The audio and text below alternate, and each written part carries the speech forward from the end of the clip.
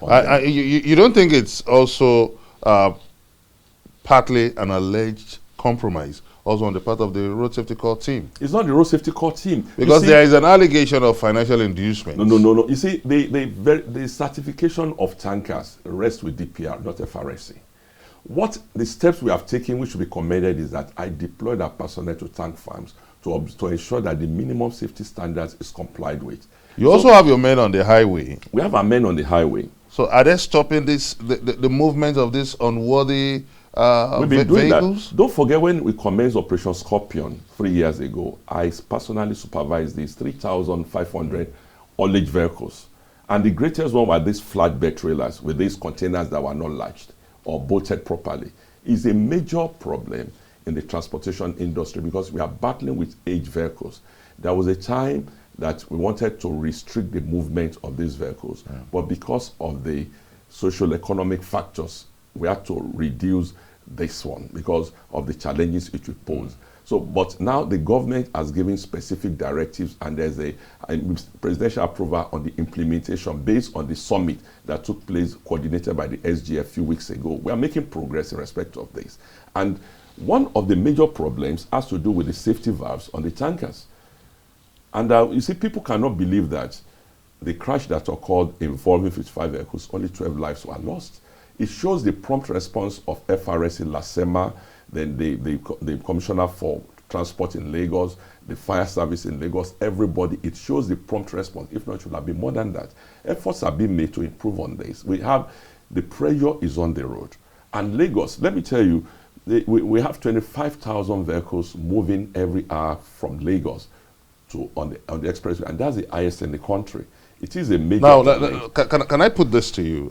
Because I'm not too comfortable when you say the Road Safety Corps respond promptly to some of these mishaps on the road. Let's look at international standard now for road safety. When there is a major mishap on the road, how long should it normally take? Maximum 15 minutes. The response team. 15 minutes. 15 minutes.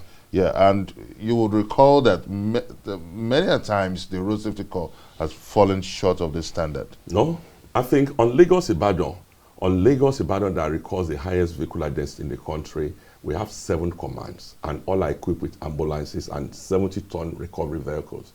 The highest level of response to crashes is recorded on Lagos-Ibadan, and that was why, if you look at the fatality on this road, it's minimized. Does the Road Safety Corps, does it have any role in evacuating this broken down tankers? Of course, we do. That is one of our. So how long do you think should take the Road Safety Corps to evacuate a broken down tanker? If a vehicle breaks down, is the prompt removal we have been doing, and I think if you look at all activities within the last few years, you should appreciate the efforts we have put in. That's why we have enough equipment. And when it comes to recovery of vehicles on Lagos-Ibadan, which we are focusing on, I think we've done well there in collaboration with LASEMA. What we've seen is that each time there is a major breakdown, it takes minimum of half a day before the traffic normalizes. No, I don't think so. You see, let me tell you, if it's prompt removal, you need to get the reports. Let me explain to you. The actual if it's reports. to remove the vehicle, we have a 70-ton. But if it's a falling tanker, you need a crane. We don't have a crane. We are working with LASEMA. We must commend LASEMA for this. The promptness of LASEMA is appreciated. It's a collective responsibility. And I think on Lagos-Ibadan is a good case study of effective intelligence cooperation. Do you think these various response teams are well coordinated enough? For now, I think I must commend them. The level we are working with them, I think I must give kudos to Lagos State government for this. The intergovernmental relationship is very good. And it can be improved upon, but I think within the last 12 months, there's been a lot of improvement on this. Now, let me take you up on the campaign you've been advocating recently. That's Vision 2020, to make Nigeria among the 20 safest roads nations in the world. Amongst the nations in the world. Isn't this an over-ambitious plan, considering the current reality? Does the road safety have the mandate? Do we have the infrastructure to bring this to reality, 2020 is just 2 years to go. A year and some few months to go. I think with the rating of the UN, the World Bank, we are behind Ghana at the continental level, and I think we are doing well. Let me explain to you, the UN Decade of Action for Road Safety stipulates that you must reduce your fatality by 50% using your 2011 as your baseline. That is what we are working on. And once you look at your baseline, what is your baseline to reduce it? A crash can occur with no death. That is the focus. It's not that a crash or crashes cannot occur. It's the life that matters, because life has no replacement. But so far, I think we are moving towards this.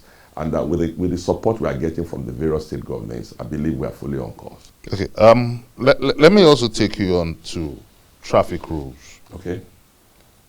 From your assessment, how many what's the level of public awareness and understanding of the traffic rules and even the highway code? Because it's been alleged that a substantial number of motorists don't even understand the highway code. Well, we say when you look at this, safety on a highway starts from would-be learner. The first thing a learner is supposed to obtain is highway code and learner's permit. From there, you go through the driving school. In the driving school, that is when you're supposed to be put through the entire gamut of the highway code and 26 sessions of driving. It is when you finish there that you now go to the testing officer, that is at the VIO's office, to get tested, which is a state responsibility. Then, when you look at this, I think we still need to improve on our advocacy, education, and enlightenment. That is why there are some offenses. When they are committed, you do driver's education before you pay your fines. Okay, let me take you up on this. What do you make of the scary statistics that in every 12 hours, reckless driving claims 72 lives in the country? We record about 72 deaths to 80 deaths weekly. We have the data. You see, you should not just look at what people are saying. The facts, we can have a major crash. The question is this: how many crashes, how many injury, how many serious injury, what's the fatality? We have an improved National Road Traffic Crash Reporting System with the hospitals, with the police, with FRSC, and with the unions. Every week we get all the correct, we work with them and we get the correct data.